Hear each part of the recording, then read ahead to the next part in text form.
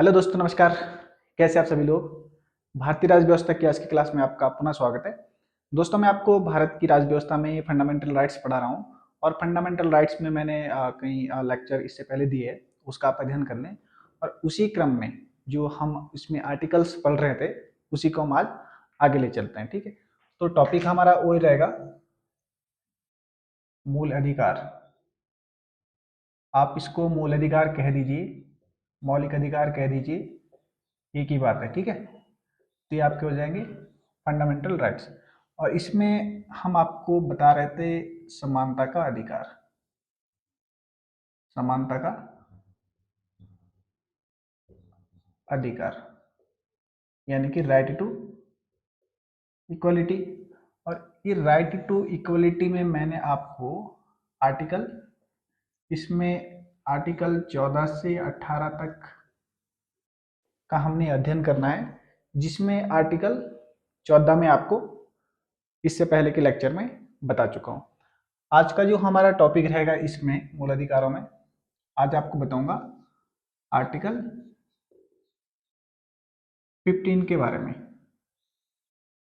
यानी कि आर्टिकल 15 क्या है। ठीक है, इसका भी जैसे ही हमने आर्टिकल 14 का अध्ययन किया था उसी प्रकार से इसका भी थोड़ा डिटेल में हम अध्ययन करने का प्रयास करेंगे। तो इसमें कहा गया है धर्म, मूलवंश, मूलवंश, जाति, लिंग एवं जन्म स्थान के आधार पर, जन्म स्थान के आधार पर, आधार पर विभेद, या आप इसको भेदभाव कह दीजिए, डिस्क्रिमिनेशन, विभेद निषिद्ध, प्रोहिबिटेड किया गया है। ठीक है, यानी कि ये जो 5 तत्व हैं, 5 चीजें हैं, धर्म, मूलवंश, जाति, लिंग एवं प्लेस ऑफ बर्थ। ठीक, इसके आधार पर आपसे कोई विभेद नहीं किया जाएगा। ये किस में कहा गया है? आर्टिकल 15 में। ठीक है, यानी कि prohibition of discrimination on the ground of religions, race, caste, sex and place of birth. ठीक है, ये 5 चीजें आप इसमें ध्यान रखेंगे। इसमें भी कई सब आर्टिकल्स है, इसके कई क्लोज है, कई नहीं मतलब 6 क्लोज है इसके टोटल अभी तक के। ठीक है, यानी कि जो इसके खंड है, 6 इसके खंड है। आर्टिकल 15 के कितने खंड है? 6 खंड है। इसका हम जो है ना सब आर्टिकल वाइज इसका हम अध्ययन करेंगे। ठीक है, कि खंड 15, आर्टिकल 15 का जो सब आर्टिकल 1 है उसमें क्या है, फिर 2 में क्या है, 3 में क्या है, 4 में क्या है, 5 में क्या है, 6 में क्या है। इस तरह से इसका अध्ययन करेंगे। तो सबसे पहले हम अध्ययन करेंगे इसका जो इसका जो खंड 15(1) है उसका हम अध्ययन करते हैं पहले। ठीक है, तो इसमें क्या कहा गया है, इसमें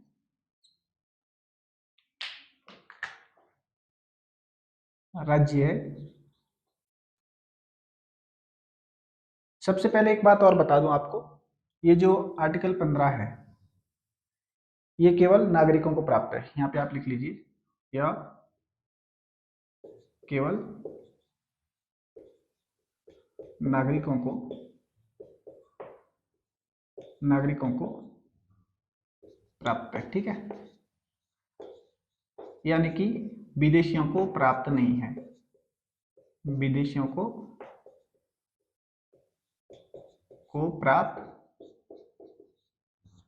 प्राप्त नहीं है।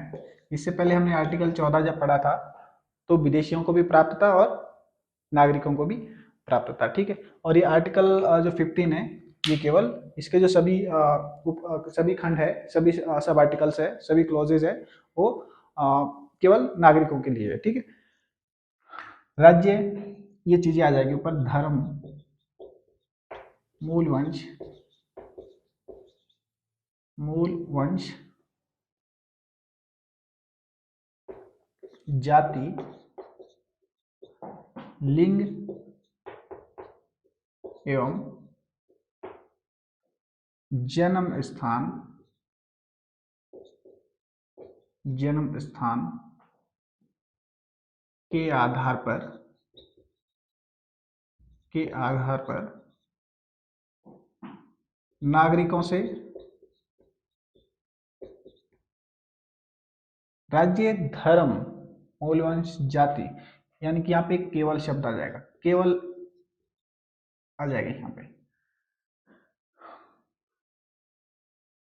राज्य केवल धर्म, मूलवंश, जाति, लिंग एवं जन्म स्थान के आधार पर नागरिकों से कोई भेदभाव, यानी कि विभेद भी आप लिख सकते हो, भेदभाव नहीं करेगा। ठीक है, ये बात इसमें कही गई है आर्टिकल 15 का सब आर्टिकल 1। राज्य केवल धर्म, मूलवंश, जाति, लिंग एवं जन्म स्थान के आधार पर नागरिकों से कोई भेदभाव नहीं करेगा। ठीक है, अब इसका दिलचस्प होने वाली है कहानी, आगे देखिए क्या बोल रहा है फिर। इसका जो 15 का जो सब आर्टिकल 2 है, इसमें फिर ये क्या बोल रहा है, राज्य एवं व्यक्ति, राज्य एवं व्यक्ति केवल, फिर ये शब्द यहाँ पे क्योंकि मैं पूरा लिखूंगा टाइम इसमें लंबा हो जाएगा, राज्य एवं व्यक्ति केवल, फिर ये चीजें आ जाएगी आपकी, केवल धर्म, मूलवंश, जाति, लिंग एवं जन्म के स्थान, जन्म स्थान के आधार पर नागरिकों से भेदभाव नहीं करेगा। फिर यहाँ पे 2 चीजें दी गई है कि किन किन आधारों पर भेदभाव नहीं करेगा। ठीक है, आधार ये रहेगा आपका, जो 5 आधार बताए गए हैं, इनके आधार पर ना तो राज्य कोई भेदभाव करेगा और ना कोई नागरिक किसी दूसरे हमारे अपने देश के नागरिक से कोई भेदभाव करेगा। तो इसमें सबसे पहले जो बात कही है दुकानों, इसमें भी 2 चीजें सामने आएगी, दुकानों, दुकानों, सार्वजनिक, सार्वजनिक होटलों, या फिर जो आपके कोई निजी होटल है, होटलों एवं मनोरंजन, सार्वजनिक कर दीजिए, इस पे भी सार्वजनिक मनोरंजन, सार्वजनिक मनोरंजन के स्थलों पर कोई भेदभाव नहीं करेगा, नहीं करेगा। अब इसका जो दूसरा पॉइंट है वो भी लिख देता हूं, तब दोनों को इकट्ठा करके आपको समझाऊंगा। इसका एक पॉइंट तो हो गया, यानी कि राज्य एवं व्यक्ति केवल धर्म, मूलवंश, जाति, लिंग एवं जन्म स्थान के आधार पर नागरिकों से दुकानों, सार्वजनिक होटलों या जो निजी होटल्स है उसमें, पब्लिक जो एंटरटेनमेंट के जो प्लेसेस है उसमें पर कोई भेदभाव नहीं करेगा। ठीक है, फिर इसका जो दूसरा पॉइंट है जो आपने ध्यान रखना है, राज्य पोषित, राज्य पोषित जो राज्य पोषित जनता के प्रयोग के लिए, जनता के प्रयोग के लिए राज्य पोषित जनता के प्रयोग के लिए सार्वजनिक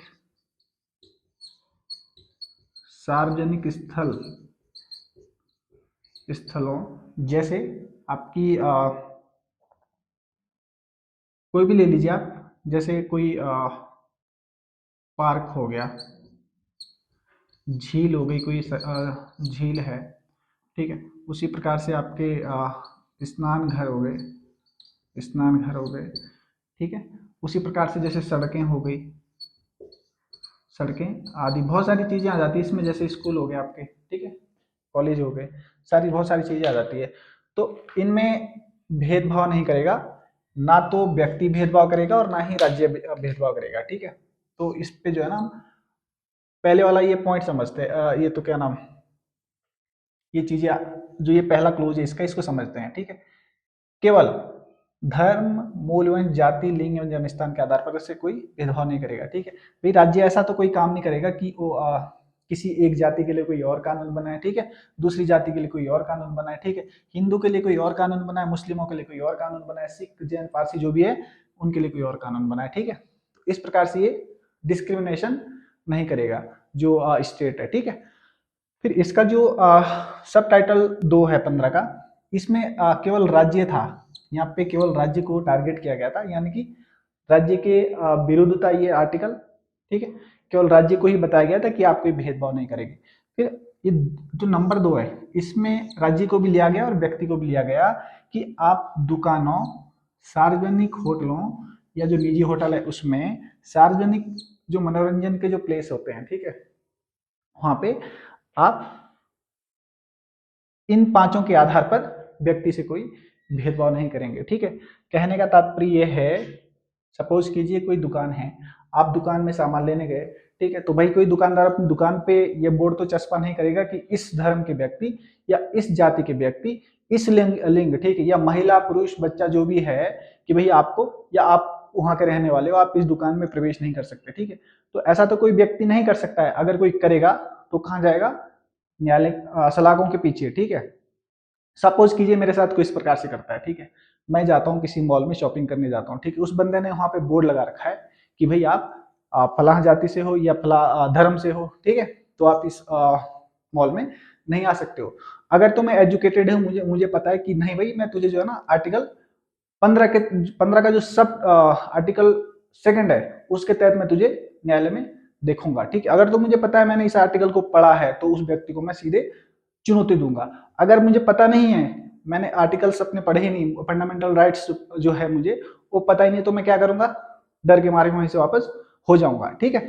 लेकिन आजकल ये किसी में दुस्साहस ऐसा नहीं कि ये सारी चीजें कर दें, क्योंकि इस मामले में कानून इतने सख्त है, आदमी बोर्ड तो चस्पा करने की दूर की बात है, इंसान सोच भी नहीं सकता है, ठीक है।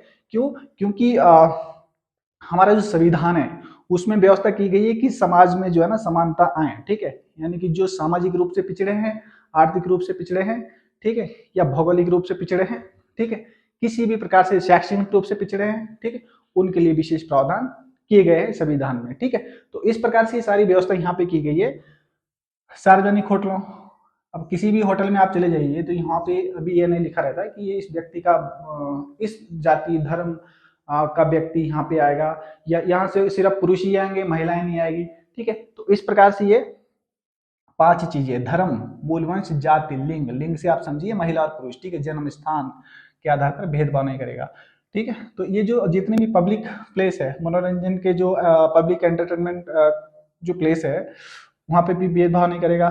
फिर स्टेट, राज्य पोषित जनता प्रयोग के लिए सार्वजनिक स्थल, ठीक है, जिनका निर्माण सरकार के द्वारा किया गया है, किसी न किसी रूप में सरकार ने मदद करी है, कोई सार्वजनिक प्लेस है, जैसे झील हो गया, पार्क हो गया, ठीक है, नदी है, तालाब है, सड़कें हैं, ठीक है, तो वहां पे भी आपसे इस प्रकार से कोई भेदभाव नहीं करेगा, ना तो व्यक्ति और ना ही राज्य, ठीक है। मैं एक एग्जाम्पल के तौर पर आपको बताता हूँ। सपोज कीजिए आप चले गए घूमने नैनीताल, ठीक है, घूमने नैनीताल चले गए और आपको वहाँ बोटिंग करने का मन कर गया कि भाई मैंने बोटिंग करनी है, तो जो व्यक्ति बोटिंग कराएगा, ठीक है, वो भी आपसे बिल्कुल भी भेदभाव नहीं कर सकता कि भाई आप इस जाति के हो, ठीक है, या फिर आप बच्चे हो, या फिर आप बूढ़े हो, आप महिला हो, पुरुष हो, आप हिंदू हो, आप मुस्लिम हो, आप सिख हो, आप ईसाई हो, जो भी है XYZ, ठीक है। तो जो बोटिंग करा रहा है व्यक्ति, ठीक है, जिस बोट में आप सवार होने जा रहे हो, तो वो ना तो वो व्यक्ति आपसे भेदभाव करेगा, ठीक है, और ना ही राज्य। राज्य मतलब जो वहाँ पे जो झील है, नैनीताल की जो झील है, जो नैनीताल की जो गवर्नमेंट अथॉरिटी है उसके अधीन है, ठीक है। तो वहाँ पे जो स्टेट के जो एम्प्लॉय है, राज्य के जो एम्प्लॉय है, जैसे पुलिस कर्मी वहाँ पे, पहरा देते रहते हैं, ठीक है। तो पुलिसकर्मी भी आपसे भेदभाव नहीं करेगा कि भाई आप महिला है, आप पुरुष है, आप हिंदू है, आप मुस्लिम है, ठीक है। आप इस प्रकार से जो स्टेट है या व्यक्ति है, आपसे किसी भी प्रकार से इस प्रकार का भेदभाव नहीं किया जाएगा। और अगर कोई व्यक्ति या राज्य आपसे इस प्रकार का कोई भेदभाव करता है तो आप उन्हें सीधे सीधे वहीं पे बगल में नैनीताल हाई कोर्ट है, वहां पे आप चुनौती दे सकते हैं, ठीक है। तो इस प्रकार से ये एग्जाम्पल मैंने आपको बताया, आप ऐसा ना करें। फिर आर्टिकल 15 का सब आर्टिकल 3, इसमें व्यवस्था की गई है, इसमें कहा गया है कि राज्य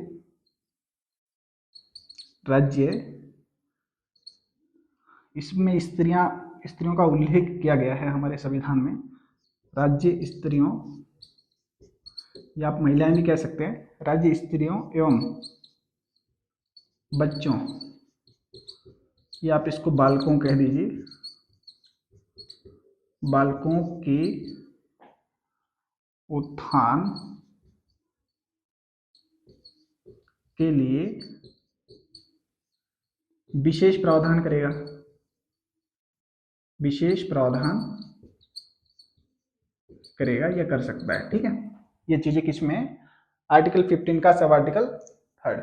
जो राज्य है वो महिलाओं के लिए और बच्चों के लिए विशेष प्रावधान कर सकता है। जैसे मैं आपको एग्जाम्पल के तौर पर अगर बता दूं, तो अगर आप उत्तराखंड के कैंडिडेट्स है, उत्तराखंड के एस्पायरेंट्स है, ठीक है, तो आपने देखा होगा कि उत्तराखंड में जो पंचायत, जो स्थानीय निकाय हैं, वहां पे महिलाओं को 50% रिजर्वेशन की व्यवस्था की गई है, ठीक है। और भी तमाम सारी चीजें हैं। अगर मैं थोड़ा इसकी मैं योजनाओं की बात करूं तो बहुत सारी योजनाएं हैं उत्तराखंड में, जो या भारत सरकार की तरफ से बहुत सारी योजनाएं हैं जो लागू की गई है केवल महिलाओं के लिए, ठीक है। यानी कि जो स्टेट है, जो सरकार है हमारी, वो महिलाओं के लिए और बच्चों के लिए विशेष प्रावधान कर सकते हैं, ठीक है। जैसे आपने देखा होगा, अगर आपके घर में कोई महिला गर्भवती है, ठीक है, या बच्चा हो गया है, ठीक है, तो आप देखेंगे वहां पे क्या नाम, जो हमारी आंगनबाड़ी बहनें हैं, आंगनबाड़ी कार्यकर्तियां हैं, उनके द्वारा समय समय पर उनको पोषाहार दिया जाता है, ठीक है। तो इस प्रकार की स्कीमें लाई जाती है। उसी प्रकार से आपने देखा होगा कि जो स्कूल्स रहते हैं, स्कूलों में बच्चों के लिए निःशुल्क शिक्षा की व्यवस्था की गई है, ठीक है। और साथ साथ में आप देखेंगे कि स्कूलों में मिड डे मील की व्यवस्था भी की गई है। जो बच्चे हैं उनको जो दिन का जो खाना है वो वहीं पे मिल जाता है, ठीक है। तो ये सारी चीजें आपको आपने अपने दैनिक जीवन में भी देखी होगी। उसी प्रकार से हमारे आंगनबाड़ी केंद्र है, वहां पे भी जो बच्चे हैं उनके लिए भोजन की व्यवस्था की गई है। तो इस प्रकार से जो स्टेट है, जो राज्य है, वो बच्चों के लिए और महिलाओं के उत्थान के लिए विशेष प्रावधान कर सकता है। ये व्यवस्था किसमें की गई है, हमारे अनुच्छेद 15 के सब आर्टिकल 3 में ये व्यवस्था की गई है, ठीक है। तो इसको आप ध्यान रखेंगे। इसको हम इरेज कर देते हैं। दोस्तों इसको देख लें आप एक बार, अगर आपने नोट डाउन नहीं किया है। ये इसको अगर आप थोड़ा डिटेल में समझेंगे तो, क्योंकि क्वेश्चन आ सकता है कि भाई आर्टिकल 15 के कौन से सब आर्टिकल में महिलाओं के लिए व्यवस्था की गई है, बच्चों के लिए व्यवस्था की गई है। तो अगर आपके पढ़ा हुआ रहेगा तो आप सीधे सीधे जो क्वेश्चन पेपर है उसको आप चैलेंज कर सकते हो, भाई आ जा तो कहीं से भी आ जा, तेरे को मैं अच्छे से ही देख लूंगा। तो इस तरह से आप फुल कॉन्फिडेंस के साथ एग्जाम में बैठ सकते हैं, ठीक है। और अगर आप पहले ही भीगी बिल्ली की तरह अगर आप एग्जाम में जा रहे हैं तो फिर आप खुद समझ सकते हैं कि आपका क्या क्या हो सकता है, ठीक है। तो आप उस प्रकार से आपको खुद, मतलब कहने का तात्पर्य कि आप डिटेल में पढ़ें। आपका जो डाउट्स है, आपका जो सस्पेंस है वो क्लियर हो जाना चाहिए। और अगर कोई आपका डाउट्स और भी है हमसे संबंधित, अगर हम कहीं पे आपको लग रहा है कि इस तरह से क्लियर नहीं हो पा रहा है, तो आप हमें बता दें, हम उसको शॉर्ट आउट करने का प्रयास करेंगे, ठीक है। अब चलते हैं इसका आर्टिकल 15 का सब आर्टिकल 4। इसमें क्या कहा गया है, इसमें कहा गया है राज्य कोई, मतलब जो आर्टिकल, इसका जो आर्टिकल 15 का सब आर्टिकल 1 और 2 है, ये तो राज्य के खिलाफ है, ठीक है, राज्य और व्यक्ति के खिलाफ है, ठीक है। यानी कि इसमें उन पर प्रतिबंध लगाए गए हैं। और यहाँ जो आर्टिकल इसका जो आर्टिकल 15 का जो सब आर्टिकल 3 से लेके 6 तक में है, उसमें राज्यों को शक्ति दी गई है कि भाई आप ऐसा कर सकते हैं, ठीक है, लेकिन ये लिमिटेशन के अंदर रहकर। तो ये जो राज्य है, राज्य शैक्षणिक एवं सामाजिक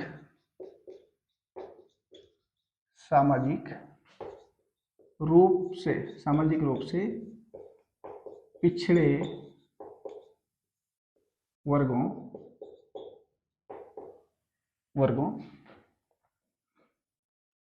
अनुसूचित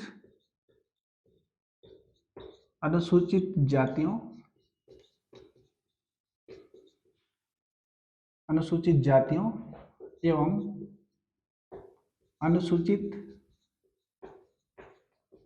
अनुसूचित जनजातियों के उत्थान के लिए विशेष व्यवस्था कर सकता है, व्यवस्था करें या कर सकता है। ठीक है, ये जो सब आर्टिकल है ये मूल संविधान में नहीं था, इसको जोड़ा गया प्रथम संविधान संशोधन कब हुआ था हमारा? 1951, ये हुआ था 1951 में।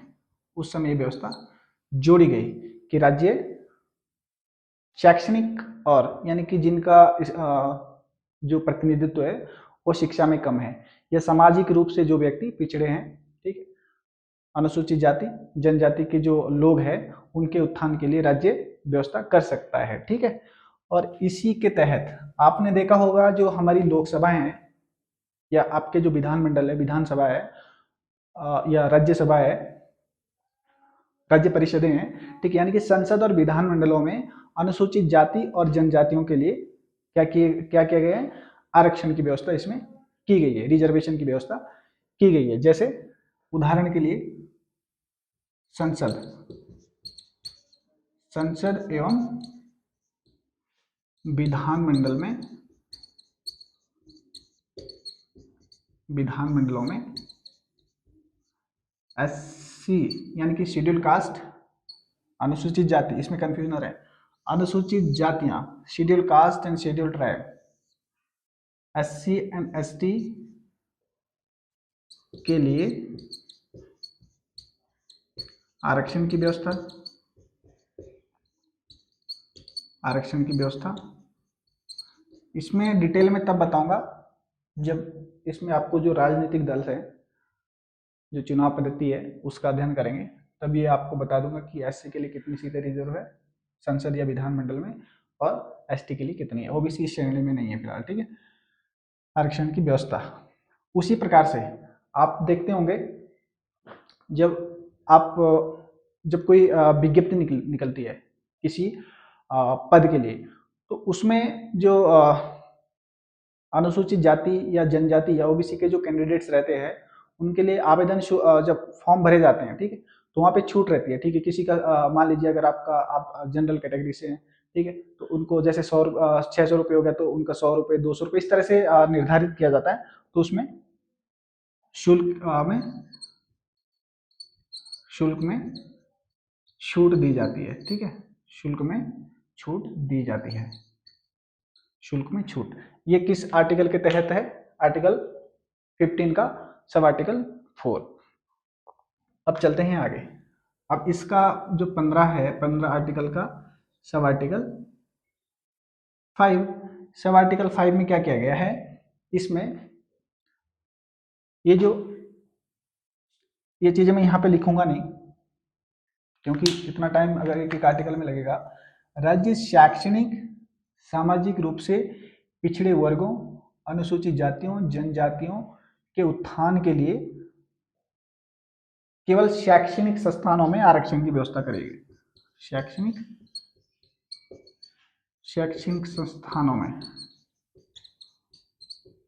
केवल शैक्षणिक संस्थानों में आरक्षण की व्यवस्था करेगा। ठीक है, और ये प्रावधान कब जोड़ा, ठीक है, बाकी आप हूबहू पूरा ले लीजिए यहाँ से यहाँ तक, ठीक है, कि उत्थान के लिए के बाद फिर जो है ना आप सीधे सीधे यहाँ पे आ जाइए, शैक्षणिक संस्थानों में आरक्षण की व्यवस्था करेगा, ठीक है, इन वर्गों के लिए। हालांकि जो एससी और एसटी है उनके लिए प्रावधान पहले से ही था। इसको जो ओबीसी है, ओबीसी के लिए इसमें इस प्रावधान को जोड़ा गया। ये जो सब आर्टिकल ही ये जोड़ा गया है उसमें। 93वां संविधान संशोधन हुआ था, संविधान संशोधन ये हुआ था 2005 में, और ये क्रियान्वयन में कब आया, फरवरी 2006 से ये लागू हुआ। ठीक है, तो इसमें ये व्यवस्था की गई है कि राज्य शैक्षणिक संस्थानों में आरक्षण की व्यवस्था करेगा। और इसी के तहत जो ओबीसी है, ओबीसी के लिए 27% आरक्षण की व्यवस्था इसमें की गई थी। उच्च शैक्षणिक संस्थानों में जैसे दाखिला होता है, ठीक है, तो वहां पे सीटें रिजर्व की जाती है। तो उसमें आपको एक बात बताना चाहूंगा, जो आरक्षण है, ये व्यवस्था की गई कि जो आरक्षण है वो 50% से ऊपर नहीं जाना चाहिए। तो इससे पहले आप अगर देखेंगे तो जैसे ओबीसी है, तो इसी आर्टिकल के तहत ओबीसी को शैक्षणिक संस्थानों में आरक्षण की व्यवस्था की गई थी। ओबीसी को 27% आरक्षण दिया गया। ठीक है, उससे पहले एससी को, ओबीसी हो जाएगा आपका ये ओबीसी एससी को 15% आरक्षण था और एसटी को 7.5% आरक्षण था। तो इस प्रकार से कितना हो गया टोटल 49.5। ठीक है, तो ये आरक्षण की व्यवस्था इसमें की गई यहाँ पे। ठीक है, यानी कि शैक्षणिक संस्थानों में जो आरक्षण की व्यवस्था है वो यहाँ पे की गई है। ठीक है, आगे आप देखेंगे आर्टिकल 16 में, आर्टिकल 16 में, उसमें लोक नियोजन में अवसर की समानता इसमें दी गई है। और उसी में जो नौकरियों में आपने देखा होगा, जो नौकरियों में आरक्षण है, ठीक है, रोजगार में आरक्षण है, पदों में आरक्षण है, ठीक है, और पदोन्नति में आरक्षण है, ये सारी चीजें हम कहाँ पे देखेंगे, आर्टिकल 16 में। ठीक है, तो आप कंफ्यूज में ना रहें कि ये दो जगह आरक्षण कैसे आ जा रहा है, बच्चे बहुत कंफ्यूजन हो जाते हैं यहाँ पे। तो आपने देखना है कि जो शैक्षणिक संस्थान है वहां पे अगर दाखिला हो रहा है बच्चे का, तो वहां पे जो आरक्षण की व्यवस्था की गई है वो शैक्षणिक आरक्षण है। ठीक है, और नौकरियों में जो आरक्षण की व्यवस्था की गई है वो आर्टिकल 16 में की गई है। उसका हम अगले लेक्चर में अध्ययन करेंगे, और अगर टाइम होगा तो अभी अध्ययन कर लेंगे, उसका भी क्या है। ठीक है, तो इस प्रकार से आरक्षण कितना हो गया 49%। लेकिन जो ये आरक्षण है ओबीसी का 27%, इसमें ये व्यवस्था की गई है क्रीमी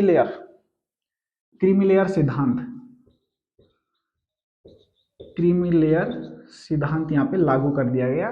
केवल क्रीमी लेयर जो सिद्धांत है इस समय केवल ओबीसी के लिए लागू है, एससी और एसटी के लिए ये सिद्धांत लागू नहीं है। इसका तात्पर्य यह है कि जो व्यक्ति ओबीसी जो तबके से जो व्यक्ति संबंध जो बिलोंग करते हैं, अगर वो एक उसमें आय का एक क्राइटेरिया दिया गया है कि अगर आप इस आय तक है तब तक आप इसमें ओबीसी को जो 27% आरक्षण दिया गया है इसके भागीदारी हो सकते हैं। अगर आपकी आय उससे ऊपर है तो आप इसके दायरे में नहीं आते हैं। ठीक है, ये जो क्रीमी लेयर है, क्रीमी लेयर का सिद्धांत क्या है, इसका हम अलग से अध्ययन करेंगे एक वीडियो के माध्यम से। उसी प्रकार से ये जो रिजर्वेशन की बात यहाँ पे हो रही है, आरक्षण क्या है, कब शुरू हुआ, कहाँ से ये प्रक्रिया चली, ठीक है, और कहाँ तक ये, इसके लिए कौन कौन से आयोग गठित किए गए हैं। ठीक है, जैसे काका कालेलकर आयोग है, मंडल आयोग है, ठीक है, उस पर फिर सुप्रीम कोर्ट के जजमेंट क्या क्या रहे हैं, ये सारी चीजें मैं आपको अलग वीडियो के माध्यम से आरक्षण की व्यवस्था करके एक वीडियो बनाऊंगा, उसके माध्यम से आपको समझाऊंगा। ठीक है, और ये जो क्रीमी लेयर है इसको भी आपको एक अलग वीडियो के माध्यम से समझाऊंगा। ठीक है, ये आप सोच रहे होंगे ये बेकार की चीजें नहीं। अगर आप कहीं पे लिखना चाहते हो, आपको कहीं मेंस लिखना है, तो वहाँ पे ये चीजें बहुत कारागार सिद्ध होती है। ठीक है, और कई बार एग्जाम में भी पूछा जाता है कि क्रीमी लेयर, ठीक है, जो वनडे टाइप के एग्जाम्स है उसमें भी कई बार पूछा जाता है कि भाई क्रीमी लेयर सिद्धांत किससे संबंधित है। ठीक है, सामान्य से, एससी से, एसटी से, ओबीसी से। ठीक है, तो किससे संबंधित है, ओबीसी से संबंधित है। ठीक है, तो इस प्रकार से हम इसका अध्ययन करेंगे। चलिए आगे चलते हैं। एक पॉइंट इसमें और रह गया है दोस्तों, उम्मीद करता हूं आपको बिल्कुल इंटरेस्ट आ रहा होगा पढ़ाई में। ठीक है, फिर भी अगर कहीं से आपको लगता है कि बिल्कुल बोरिंग टाइप का अगर आपको फील हो रहा है तो भी बता दें, फिर मैं आपका जो अपना जो पढ़ाई का जो तरीका है उसको बदलने का प्रयास करूंगा, ठीक है। तो एग्जाम में यहाँ से बहुत क्वेश्चन बन जाते हैं, बहुत सारी चीजें यहाँ से सामने आ जाती है, जैसे आरक्षण हो गया, क्रीमी लेयर है, ठीक है, पदोन्नति में आरक्षण क्या है, ये बहुत सारी चीजें यहाँ पे आ जाती है जो बच्चे कभी समझ नहीं पाते हैं, ठीक है। जो बच्चे तो हायर जो पोस्ट रहती है उसकी तैयारी करते हो बच्चे तो डीपली पढ़ते हैं, उनको तो पता रहता है, लेकिन जो बच्चे वनडे टाइप के जो एग्जाम्स है उसकी तैयारी कर रहे हैं उनके समझ में चीजें कम रहती है। तो अब इसका हम पढ़ेंगे सब आर्टिकल 6। सब आर्टिकल 6 क्या है, ये अभी हाल ही में जोड़ा गया है, हाल ही मतलब दो ढाई साल पहले अगर हम पीछे चलें तो ये जोड़ा गया था 103वां संविधान संशोधन, संविधान संशोधन 103वां संविधान संशोधन हुआ था 2019 में, ठीक है, जिसमें कहा गया था आर्थिक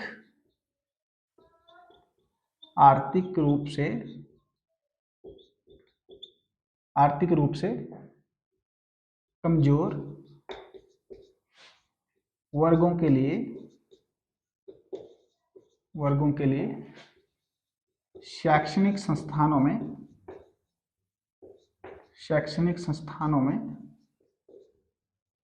10% आरक्षण। ये जो आरक्षण SC ST या OBC के लिए जो दिया गया इससे पहले, उस आरक्षण से ये हटके है, ठीक है। तो ये जो आरक्षण की जो व्यवस्था है इसको जोड़ा गया, जो आर्थिक रूप से कमजोर वर्ग है इसमें भी एक क्राइटेरिया निर्धारित किया गया है, आय का पैमाना, ठीक है, आपके जो भूमि है, ठीक है, आपकी जो संपत्ति है उसके पैमाने इसमें निर्धारित किए गए हैं। इसको भी मैं आपसे अलग से डिस्कस करूंगा। फिलहाल आप इतना देख लें कि जो इसका आर्टिकल 15 का जो सब आर्टिकल 6 है, इसमें आर्थिक रूप से जो पिछड़े हैं, आर्थिक रूप से जो कमजोर वर्ग है उनके लिए इसमें शैक्षणिक संस्थानों में दाखिले के लिए 10% इसमें आरक्षण की व्यवस्था की गई है, ठीक है। और ये इसमें इसके अंतर्गत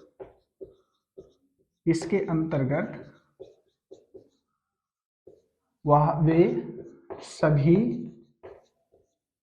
व्यक्ति सम्मिलित होंगे जो SC ST एवं OBC के आरक्षण से आच्छादित नहीं है,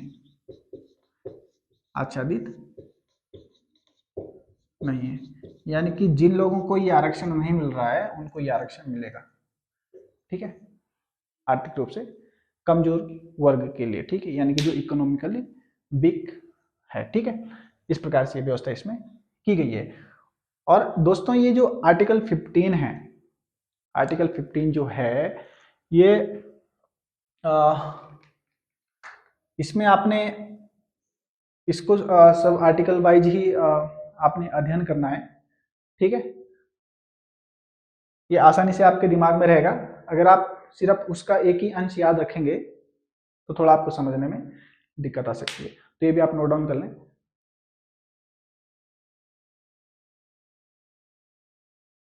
तो इस प्रकार से आप लगातार अध्ययन करते रहेंगे साथ में, जैसे मैं नोट डाउन कर रहा हूँ उसी प्रकार से आप भी इसको साथ में नोट डाउन करते रहें। एक चीज और बताना चाहूंगा इसमें, जो आर्टिकल 15 है, जैसे मैंने आपको बताया केवल धर्म, मूलवंश, जाति, लिंग एवं जन्म स्थान के आधार पर विभेद नहीं किया जाएगा, लेकिन अन्य आधारों पर विभेद किया जा सकता है, ठीक है।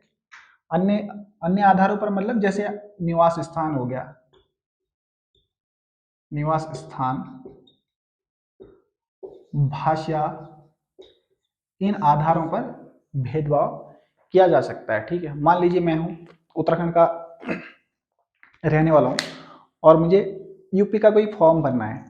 ठीक है, यूपी पीएससी ने कोई एग्जाम वैकेंसी निकाली, उसके लिए कोई फॉर्म भरना है, तो वहाँ पे निवास स्थान के आधार पर जो यूपी पीएससी है वो भेदभाव कर सकता है। ठीक है, इसी प्रकार से आपने देखा होगा यहाँ पे जब ग्रुप सी के एग्जाम्स जो नोटिफिकेशन निकलते हैं, एडवर्टाइजमेंट निकलते हैं ग्रुप सी के, तो उसमें सिर्फ जो उत्तराखंड के जो मूल निवासी जो स्थायी निवासी हैं व्यक्ति, वही उसके लिए अप्लाई कर सकते हैं। ठीक है, तो इस प्रकार से ये निवास स्थान के आधार पर भेदभाव किया जा सकता है, उसी के साथ में भाषा के आधार पर भी भेदभाव किया जा सकता है। आपने देखा होगा कई राज्यों में वहाँ की जो स्थानीय भाषा है उसको स्कूलों में लागू किया गया है। ठीक है, जो हमारी 22 जो भाषाएं हैं जो उसमें सम्मिलित है, ठीक है, उनको स्कूलों में लागू किया जाता है। ठीक है, जैसे आप अगर नीचे चले जाएंगे, आप साउथ में चले जाएंगे, ठीक है, तमिल, तेलुगु, ठीक है, मलयालम, कन्नड़, ये सारी भाषाएं, उसी प्रकार से मराठी, गुजराती, पंजाबी,